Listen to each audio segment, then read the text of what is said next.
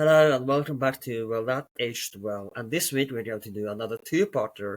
And this week we're going to discuss the history of Poland. And I'm joined by Patrice Dabrowski, and who has written a book, Poland, the First 1,000 Years. And that is the first topic we are going to discuss this year, this week, and the next. So I want to know, how did this book come about, writing the first 1,000 years? Because it's so much rich. I mean, obviously, there's so much rich history in Poland, and many people may not be very familiar with this. So, what was your inspiration behind this book? Well, actually, my inspiration behind writing this particular book was the fact that I was teaching students this particular history. That is, I was asked to teach a course, 1,000 Years of Polish History. And so as I taught it, as I worked out my ideas, as I dealt with the students and their questions and all that, it occurred to me that I might actually turn it into a book and not just a series of lectures. So, let's begin with Poland's origin, because as I believe most historians recognize the origin of Poland as being in the late 10th century or early Yes. 10th century. But is there a defining point, like for example with Kiev and Rus, there is the Vikings coming and founding Kiev, or in Hungary is the Magyars coming to Poland? Do you have anything like this in with Poland, or is it just a Christianization of Poland that we kind of thought begin as a starting point for Poland's history, or where do the Mm-hmm. beginning of Poland's history that we think of as Poland starts? Mm-hmm. Well, traditionally, we start with the Christianization of Poland, that is, with the baptism of Duke Mieszko in 966. That's because we don't have an earlier history to write about, because there were no Romans in the area, say, to interact with Poles and write down their encounters and the like. We have to deal with the Poles as they enter into the written sources that we have. True. And that's always a problem with medieval history. So in the 10th century, you had the rise of this state under Mieszko, a Polish state, right smack dab in the middle of Europe, although on the outskirts of what was generally known. And his decision to be baptized into the Roman Church was extremely important for the history of Poland. And so in 966 or thereabouts, this happened. So, in the early years, of course, as you want to talk about, how important were the coronation of a king in Poland at this time? Oh, that's a fun topic, because actually this year there's a celebration of the millennium of the first coronation of a Polish king, which took place, as you can imagine, in 1025. Again, or thereabouts, because this is where the historical record is not 100% certain, as is always true of the early Polish medieval history. But getting someone crowned was considered to be important in medieval times. That is, you had to be recognized by both the church, because Rome gave permission for the coronation, and the empire, the Holy Roman Empire, also had to have some say in this. And when it came to Polish coronation, one could actually say that it seems to have been foreshadowed in the year 1000, when you had this visit of Otto III of the Holy Roman Empire to Gniezno, which was the capital of the Polish state. He came to Gniezno to pay his respects to the relics of the first Slavic saint, Saint Adalbert in English, or Saint Wojciech in Polish. He was a Czech who had come through Poland to go north and try to convert the pagan Prussians. Well, the Prussians clearly did not like that idea, and they murdered him. So what Bolesław the Brave, who was the first king of Poland, did at this time was he ransomed the body of Saint Adalbert and brought it back to Poland. So you had this wonderful relic of who would become the first Slavic saint. And Otto III, who had actually, I understand, had studied under Adalbert, came to Poland to pay his respects. And among other things, what he apparently did while he was there, although sources again are mixed on this, at least some sources say that he placed his crown atop Bolesław's head as though recognizing him as a king. But that, of course, was not the real coronation. The real coronation took place only 25 years later, towards the very end of Bolesław's life.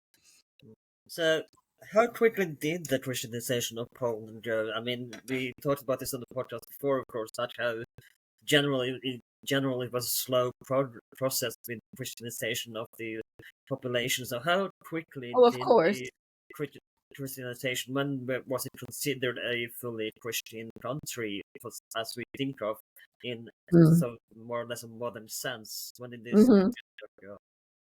Well, that's a great question. Of course, it's hard to say because when we say the Christianization of Poland in 966, that means the baptism of Mieszko and his entourage probably as well.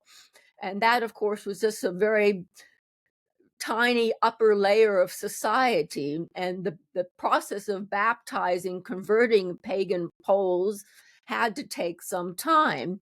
And it did not go necessarily fully evenly. As in the year 1030 or thereabouts, you actually had a pagan backlash. The pagan Poles were not keen on paying the tithe. So you have ups and downs within the Polish church that way. But I mean, when we look at 1,000 years of Polish history, we can say that generally speaking, the conversion of Poles to Roman Catholicism was rather successful. And what would the state border be like if you? And of course, we can't see the borders in the same sense as we do today. But what kind of was the? Well, like France would not become France really until the time of Louis the XIV. So was it kind of what was the area of Poland? What did it look like at the time of the early Mm-hmm. days? Well, of Mieszko or Bolesław or even later, I mean, because you had an expanding kingdom. Uh, for example, Bolesław the Brave moved in various different directions, north, south, east, and west in his conquest. Not all of the lands of which he was able to hold on to completely, but he was extremely energetic and quite effective as a ruler. I think that's one reason why he was also respected by Otto III and became a nemesis of Otto's successor, who didn't want to see him crowned, and which is why only after his successor's death did Bolesław actually get to be crowned king of the Poles. So, what about external threats or international relations in those times?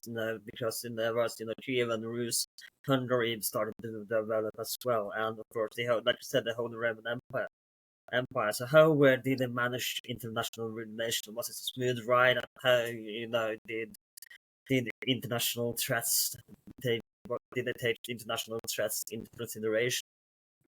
Well, Poland is in the middle of Europe and clearly was surrounded by different powers. It had ups and downs with its neighbors as well. I would say in the medieval period, already in the early 11th century, for example, you had problems with Bohemia, its neighbor. Bohemia even went so far as to sack Gniezno, which ultimately led for the capital of Poland being moved from Gniezno to Krakow further south. You had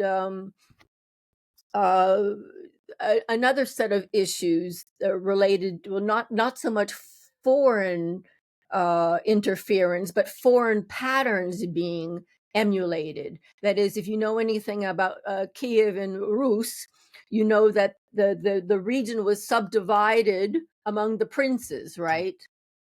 And a certain Polish ruler decided that he was going to do the same in the Polish lands. This was in the 12th century. And so he would make his eldest son, the main prince, if you will, and give lands to all the others.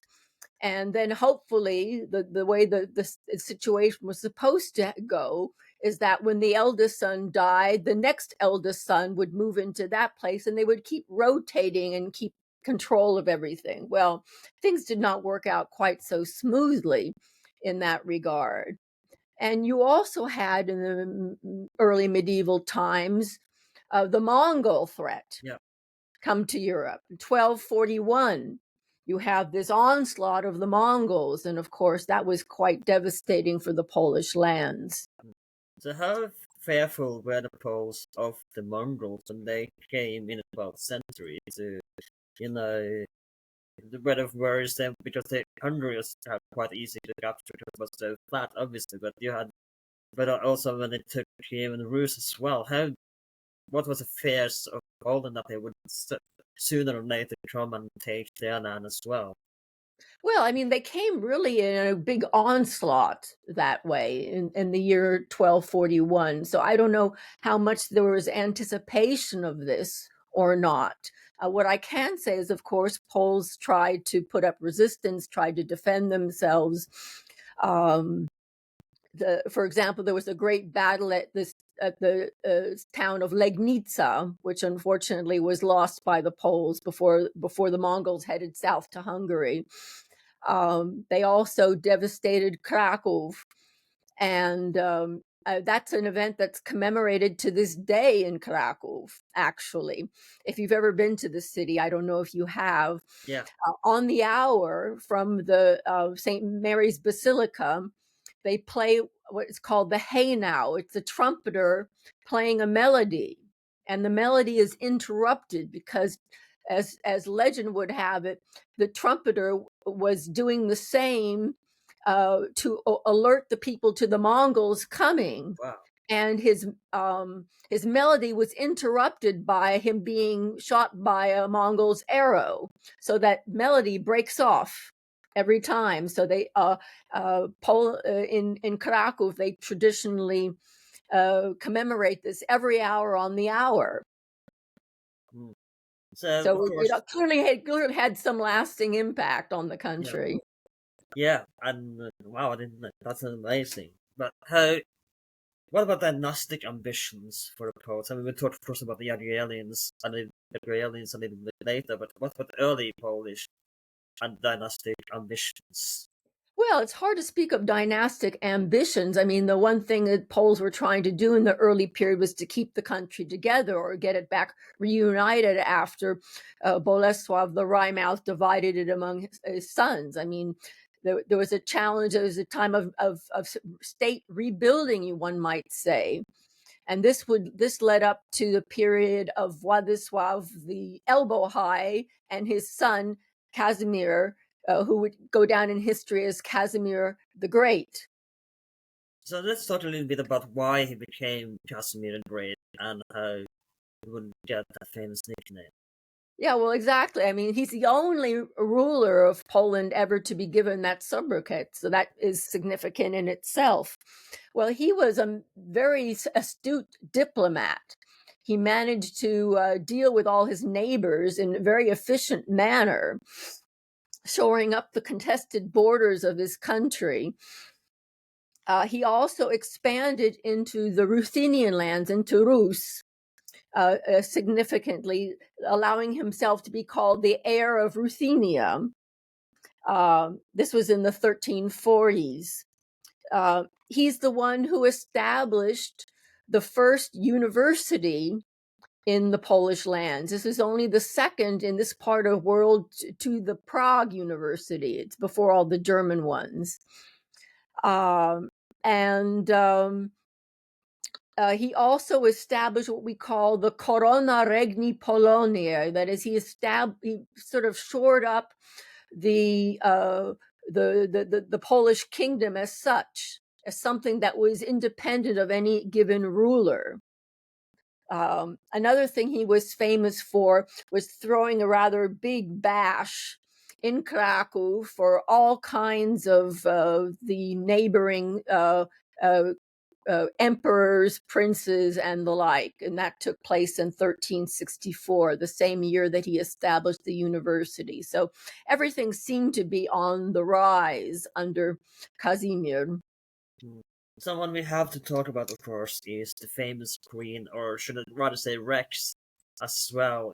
Queen slash king Jadwiga, of course, who would, as I believe, found the Jadwigian dynasty. So she's quite significant in Polish history, I believe, because as well as the Pope, I don't remember his name. She would get sainted Mm-hmm. from the Pope as well. It took a while for her to become a saint, but Uh, indeed. so let's talk a little bit about Jadwiga and her ambitions, because I would say she's quite a significant character of Polish Well, history. we have to talk about how Jadwiga came to the Yeah, throne first, yeah, of course. because Casimir was wonderful, but he had this great fault, which is a common problem in the medieval period. He had no son, and so he had no heir to the throne. So what ended up happening is that his nephew, Louis of Hungary, is the one who inherited the throne. Now, Louis also had no son. He had only daughters, and Jadwiga was one of his daughters. And so Jadwiga came to the throne in this sort of indirect way, and the Polish nobles had to be given privileges to accept both Louis and Jadwiga as their rulers. So for a time, there was the Anjou dynasty of Hungary was ruling in Poland. But Jadwiga, of course, was more important for other things as well, because it was through her marriage that Poland became something much greater than it had been to date, much larger than it had been to date. She ended up being married to the Lithuanian Grand Duke Jogaila, or as they know him in Polish, Jagiełło. Now, Lithuania at this time was this absolutely huge state out to the east of Poland. Now, we think now of little tiny Lithuania up in the north, but Lithuania encompassed not only that territory, but Belarus, most of Ukraine, parts of Russia. It was enormous. It was built on the what had remained of Kiev and Rus. So it ended up inheriting a lot of Orthodox people besides the Lithuanian pagans. And one of the big draws for the Polish nobility in marrying Jadwiga to Jagiełło is that she and they would be able to baptize the Lithuanians and bring them into the West in this way. I want to ask, how significant was it at the time that a woman would become the ruler of the country? Was this unique in the history at this point, or has there been other? Absolutely. It was unique, and that's why she was crowned king, because they had no way of crowning her queen as a single ruler. So it was definitely a unique moment that way. But she played again this key pivotal role in transitioning from the Piast dynasty to the Jagiellonian dynasty. So let's talk about the Jagiellonian dynasty and the rise to power, because they are. I remember reading a different book about Poland as well. I believe the author mentioned that there is not a single dynasty that don't have. I believe, I don't know if this is true, but he says that something like, if I remember correctly, and I may not, but he said something in the line that there is, not a single monarch in Europe that doesn't descend from the Jagiellonians in one way or another. What are your thoughts there? That's quite possible. For this, we have to look at the sons of Jagiełło. His son Casimir, the Jagiellon, had I forgot, it was 8 or 9 children, something to that effect, and he married them off all over the place. So there's a lot to be said for the Jagiellonians spread through Europe, but of course they not only spread by marrying, into the other families, they also ended up ruling over some of the neighboring countries. So you had a period in time that I call the Jagiellonian moment, when you have Jagiellonians sitting not only on the throne of Poland and on Lithuania, but also on Hungary and Bohemia. So you had this moment when it looked like the Jagiellons, the Jagiellonian dynasty, was just going to rule over the entirety of Central Europe. Unfortunately, that did not last for too long. I can tell you that story if you're interested. Yes, please. Okay. Well, this has to do with a particular marriage pact that was made with the Habsburgs. That is, the ruler of Hungary married a Habsburg, and vice versa. Now, it was a double marriage, but it was a double marriage that also had to do with who would succeed who. So, in other words, if so and so died without issue, then the other family would inherit. Well, as luck would have it, Louis of Hungary, who was the Jagiellonian dynast, ended up fighting with the Ottomans, and he ended up losing his life in that Battle of Mohacs in 1526. No child, so the Habsburgs inherited what he was ruling at the time, which was Hungary and Bohemia.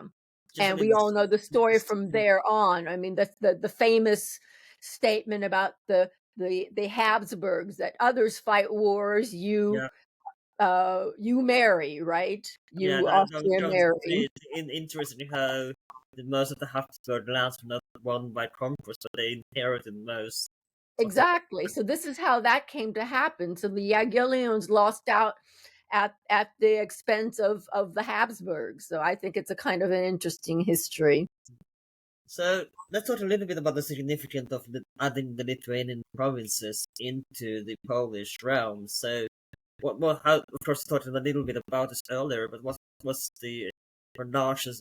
Is this when it becomes the Polish-Lithuanian Commonwealth, or when did the Ah, Commonwealth happen? well, I let's mean, be we talked specific about about it later this. as well, of course, but let's talk a little bit about the significance of adding the Lithuanian realms into the Polish realms. Yeah, well, of course, adding Lithuania made Poland, this was what we would first call, would just be Poland hyphen Lithuania, Poland, Lithuania, when it was a personal union between the monarchs, between Jadwiga and Jagiełło. So this Poland, Lithuania suddenly became enormous. And it also became very diverse. It's not that there wasn't diversity in Poland prior to that date. And that's something I'd like to emphasize before I move on to the diversity of Lithuania. That is, Poland already had lots of people from the German lands. It had Jews, had others who had come into what was a lightly populated land. So they were always looking for more people to come in and to help build the country. So this already characterized the Kingdom of Poland proper. But now when you marry the Kingdom of Poland with Lithuania, you get even more diversity, because again, you had the pagan Lithuanians who are now being converted bit by bit, the same routine we had with the Poles earlier, right? Except this time it's the Poles who are missionaries and not the Czechs and Germans. But you also had this great Orthodox body, because you have so many of the lands of Rus within Lithuania. So you really have a huge amount of diversity in this country. Mm. So, of course, as you talked about, the Jadwiga dynasty would eventually come to an end. So let's talk a little bit about the end. And of course, Mm-hmm. that would be a bit of a dynastic crisis in Poland. So Absolutely. let's talk about the end of the Jadwiga dynasty. Yeah, absolutely. The end of the dynasty is extremely important for Polish and Lithuanian history. It was another one of these dead ends, just like Casimir the Great did not sire a son, nor did Zygmunt August, the last of the Jagiellons. And he knew that this was coming to an end. And so instead of finding a new dynasty, so to speak, to come in and rule, Poles and Lithuanians came up with a very creative idea. The electoral That is monarchy. an idea of creating a union between these two states that was not personal or dynastic, but a real union. And this is what created what we call the Polish-Lithuanian Commonwealth. I mean, it was simply called the Commonwealth, although some would call it the Commonwealth of both nations, Polish and Lithuanian. And that, of course, needs to be parsed, because what do you mean both nations? You have mixed populations in Poland, you have mixed populations in Lithuania, but these are political nations, the nobles being connected in this regard.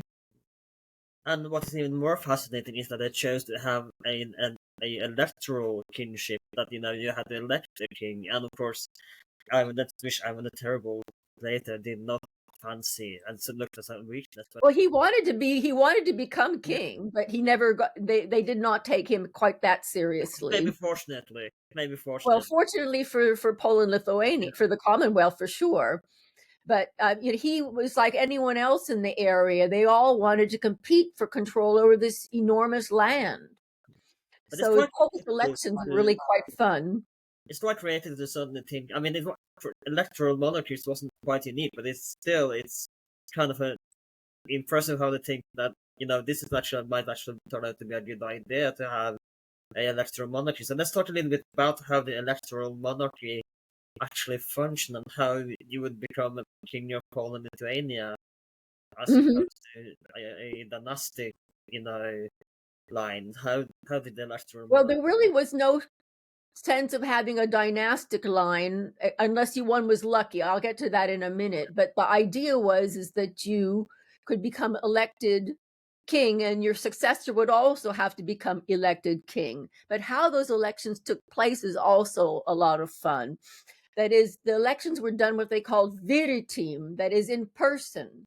So all the nobles who wanted to take place in the election would come to a field outside of Warsaw. Now, Warsaw was not anything but just a regular city at this time. It wasn't the capital of Poland, so let's leave that aside for now. But it was a central location, let's say, that people could get to, and those who had a candidate would have to come from other countries to come and advocate for that candidate. The candidate himself could not come and advocate for himself. He would send his some nobles or diplomats or whomever to speak on his behalf and try to convince the Polish nobles to vote for him. Mm. And so So that's essentially how the elections took place. And so they would have to decide, who would they choose out of the choices given. And there were lots of choices. And something we have to talk about as well is, of course, the cultural interlude, and that is, of course, I wanted to first talk about the impact the Renaissance had on Poland as well. Okay, well, this is taking a little bit of a step back, but this is fine, because the Renaissance was extremely important for Polish culture. Well, among other things, let me just say right away, since we talked about the whole nature of the Polish-Lithuanian Commonwealth, it was a monarchical republic. And Poles got their ideas about a republic from understanding the ancients. Ancient Greece and Rome were examples for them that they would not have had without the Renaissance. So Poles were exceedingly good at Latin and Greek. They wrote poems and all kinds of things in Latin, and Latin was really the second language of the nobility for centuries. So that all had a great impact on the country. You also had certain nobles designing their own little Renaissance cities during this time, the most notable of which was Zamość by the very influential noble Jan Zamoyski, who built this perfect Renaissance town, had it designed by an Italian architect, and it stands to this day. Fortified town, beautiful, beautiful place. But all of this was influenced by Poles' understanding of the Renaissance. And when one speaks about the Renaissance, one has to mention Renaissance men, such as Copernicus, who is also a feature of Poland-Lithuania's history. And another thing, of course, and do forgive me for going a little bit back in time, but something I want to talk about as well, of course, is the Reformation, and how did the Reformation under Martin Luther, of course, impact Poland? Was it worried that it would reach, because obviously Poland is still a Catholic country today, so how did the Reformation, was a worry among the Catholic Poles, so how did the Reformation impact Poland? Mm-hmm. Well, the Reformation did impact the country, no doubt about it. It had quite an effect on it, in certain regions more so than others. So the northern seacoast became quite Lutheran. The nobility liked Calvinism. And there were lots and lots of other sects, Protestant sects in Poland, Lithuania, and the Commonwealth at this time. That was seen as something quite normal. And in fact, one of the things when the Polish-Lithuanian Commonwealth was being founded, there was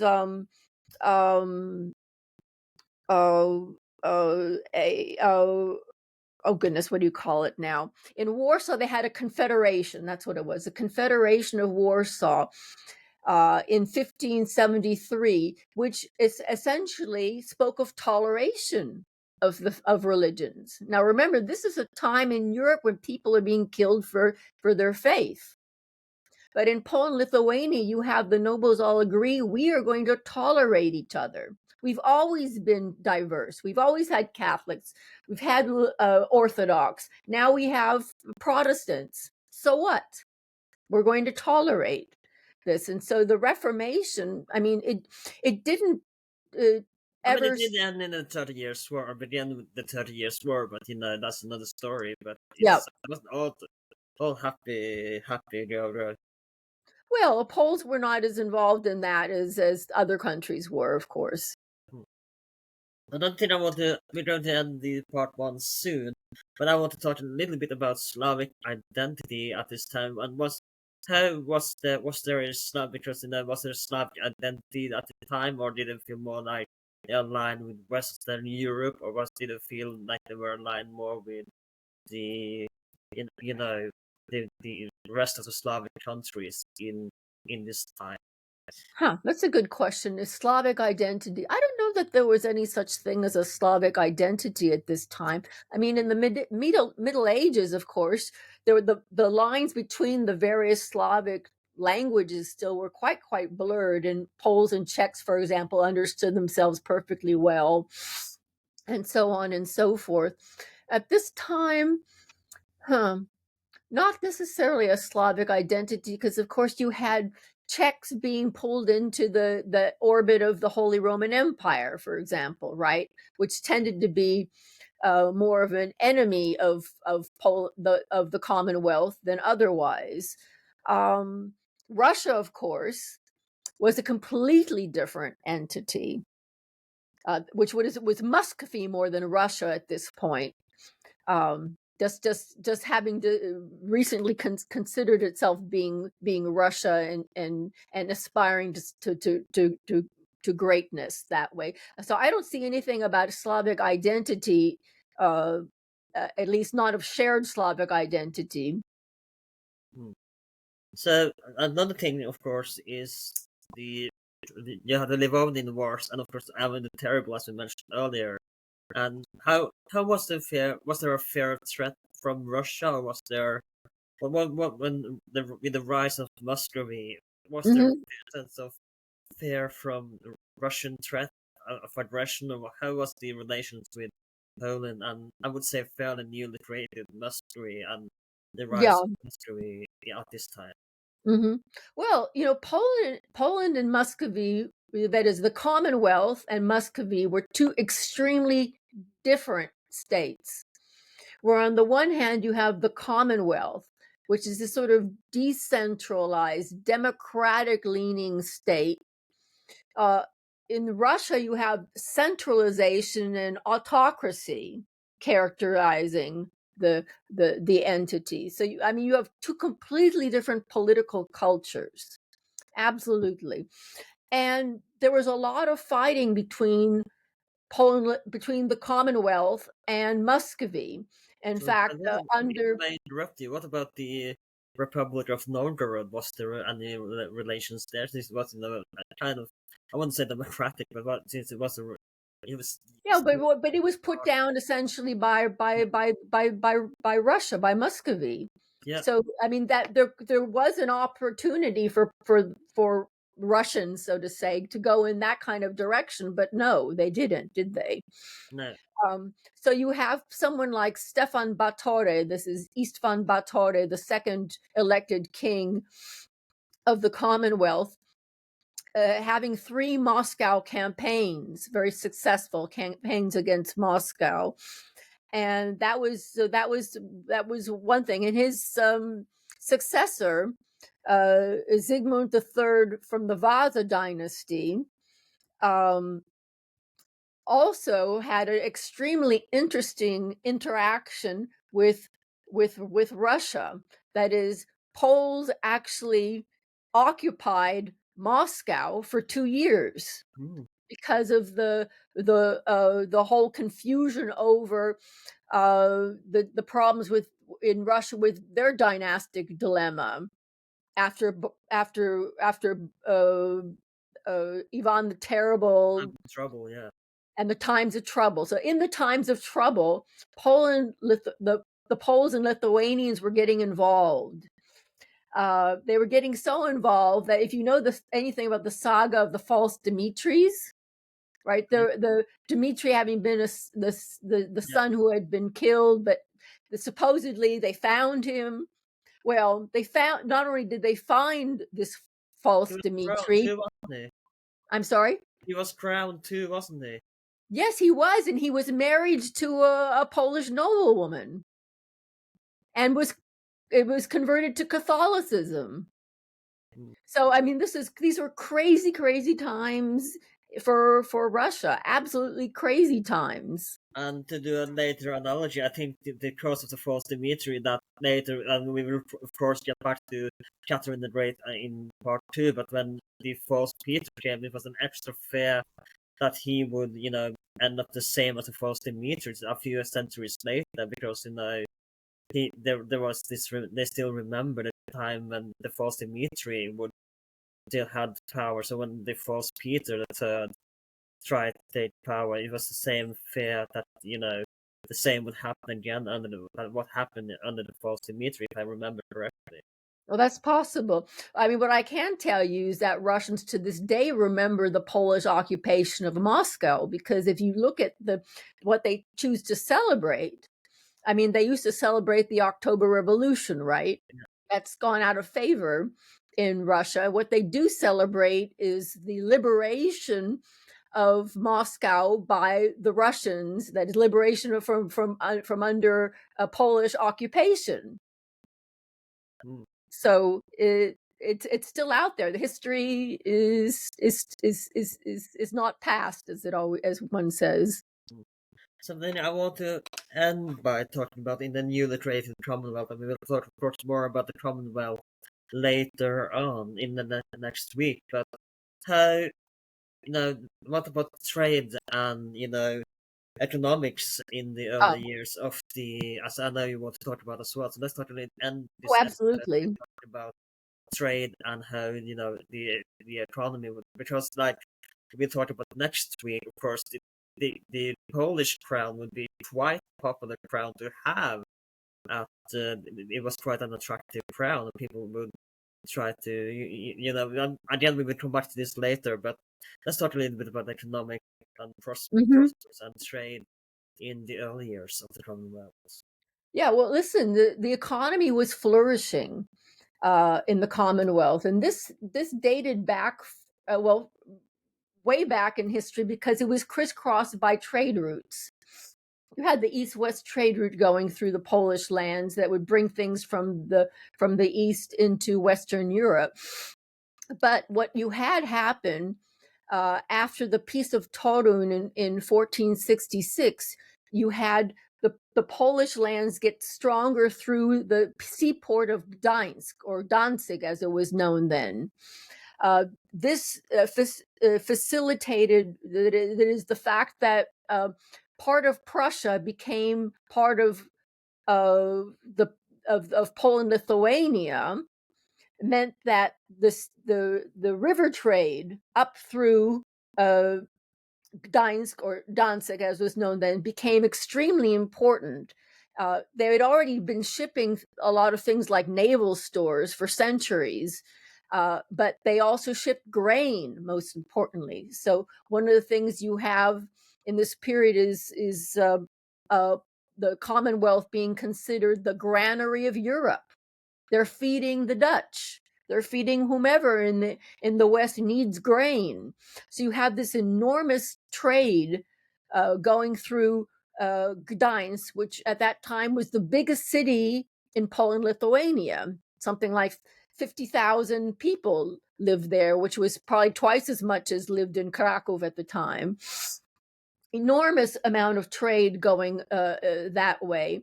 And this, of course, had a great impact on the development of the country. Again, as I mentioned early on, the country is still lightly populated, especially the further east one goes. Now, the Polish nobles who tend to own the land want to sell their grain, and they need someone to produce the grain. So this is a period in which you have what they would call the second serfdom. It really was the first serfdom in Poland. When you essentially try to tie the peasants to the land so that they will work for you and help produce goods for you so that you can ship them to the north and make all kinds of money and import luxury goods, because that's what the nobles did. So you have nobles becoming enormously rich on their landed estates. You have the peasants working the estate. So obviously their situation is not so good. And at a certain point of time, you also have an intermediary body in between. So you have townspeople, of course, but you also have the Jewish population. And many Jews become what we would call a factor, that is a middleman between the nobility and the peasantry. So, they would oversee what was going on in the Lord's lands, for example. So you have a differentiation. You already had a stratification, ethnically, religiously, and so on. You also have this stratification by who does what in society. In fact, that stratification meant much more than did any sort of ethnic belonging. Ethnic belonging was not crucial here. What was important was you were a nobleman, you were a townsperson, or you were a peasant. That's what was important. But what I can say is that during this period, you had the golden age of Poland-Lithuania. So religious differences weren't as important as in, say, other countries at the time in Poland?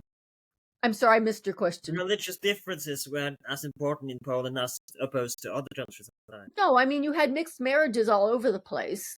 You'd have a Catholic marrying a Calvinist, vice versa. It was just not such a big thing. I mean, parents would decide that they would baptize all their boys into the Orthodox faith and the girls into the Catholic faith, or whatever, after the mother, whatever the situation happened to be. That was perfectly normal during these centuries. Well, was there, to do one example, in Russia it was important to say that, for example, the queen that would be married into the royal family would have to be Orthodox, convert to Orthodox, or if she had wanted to be ruler of Russia. Was this the same with the royalty in Poland, that they had to be a Catholic, for example, they had to convert to Catholicism? There was nothing about converting to Catholicism, but I think at a certain point they decided that the king must be a Catholic, and I'm assuming supposedly his wife would be too if he came from the outside, where this sort of thing was not practiced. I think we're gonna round up part 1 there, and we'll talk more about the Commonwealth and, of course, the next 500 years in the next episode. Before you go, I'd gotta ask: have you seen? There was a documentary, and I try to remember this one when you talked about the serfdom and the peasant and nobility. There's kind of a Polish comedy series called 1670s on Netflix. I don't know if you heard of it, but it's have you heard of it? I didn't quite catch your question again. I'm sorry. There's a comedy series, Polish comedy series, and it's really good. It's kind of a satire called 1670. It's on Netflix. I don't know if you heard of it, but No, I'm still not I catching would what you're really saying. recommend So seeing it. yeah, a satire, you say? It's a satire set in the 1670s in the Commonwealth. So it's kind of a mockumentary just in the 1670s in Oh, Poland. okay, I see. Hmm. So I can send you a link afterwards, but I would highly recommend it. I really enjoyed that one.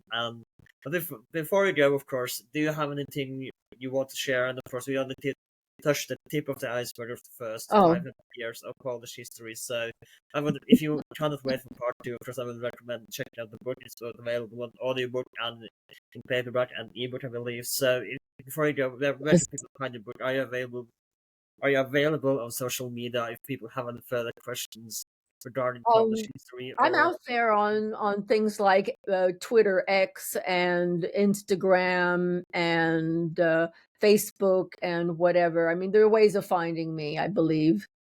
hmm. Thank you again so Blue much. Sky. Pardon? Blue Sky. Yeah. Thank you so much again for coming on the podcast. This has been That H12. We are available on social media on the web, Twitter, on Instagram and Blue Sky under That H12. You can find us on Spotify, Apple Podcasts, YouTube, wherever you can find podcasts these days. Next week we will take, like I said, look at the next 500 years of Polish history, and there's a lot going on in this next 500 years. So that's really quite interesting. And of course, check out if you are on Spotify, consider giving us 5 stars. If you are on YouTube, like, share, and subscribe. If you are on Apple Podcasts, consider writing a review. That will help us out a lot. Give us 5 stars. And of course, my name is Alan, and I'll see you next time.